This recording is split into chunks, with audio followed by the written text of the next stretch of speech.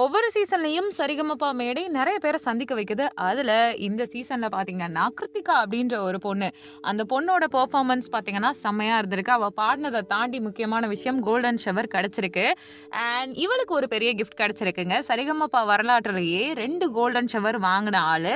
மேடையில பாடுறதுக்கு வாய்ப்பு கிடைச்ச சமயத்துல எல்லாருமே வந்து பாடுனா போதும், மேடையில நின்னா போதும்னு நெனைப்பாங்க. எனக்கு கோல்டன் ஷவர் வாங்கணும்னு ஆசைப்பட்டேன்னு சொல்லியிருப்பாங்க. அது மட்டும் இல்லாம அந்த கிருத்திகா பொண்ண பார்த்தீங்கன்னா, வாழ்க்கையில என்ன ஆசை இருக்கு உனக்கு அப்படின்னு கேட்கும்போது, அப்பாவையும், பாப்பாவையும் நல்லா பார்த்துக்கணும் அப்படின்னு சொல்லியிருக்காங்க.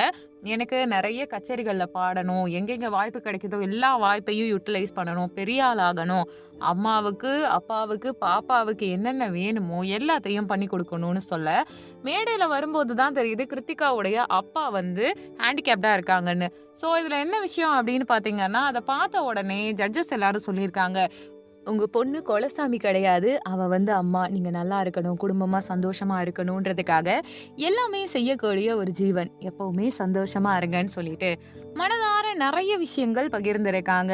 கிருத்திகாவ பொறுத்தவரைக்கும் அவ ரொம்ப நல்லா பாடுறா. அவளுக்கான வாய்ப்புகள் வரிசையா சரிவர அமைஞ்சுட்டு தான் இருக்க போது. டாப் 5 கண்டஸ்டன்ட் ஆகுறதுக்கான தகுதி, திறமை எல்லாமே இருக்கு. அவளுடைய பெர்ஃபார்மன்ஸ் எங்க எல்லாரையும் வியக்க வச்சுச்சுன்னு ஜட்ஜஸ் எல்லாருமே சொல்லியிருக்காங்க.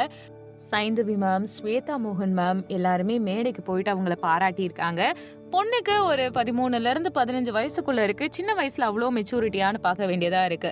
ஏன்னா, இப்போ மெச்சூர்டா இருக்கக்கூடிய அடல்ட்ஸ் எல்லாருக்குமே ஏதோ ஒரு சூழ்நிலையில அந்த காதல், அன்பு, ஃபீலிங்ஸ் இதெல்லாம் எக்ஸ்பிரஸ் பண்றதுக்கான ஒரு வாய்ப்பு கிடைக்கும். கிருத்திகா விஷயத்துல அது எல்லாமே வித்தியாசமா இருக்குன்னே சொல்லலாம்.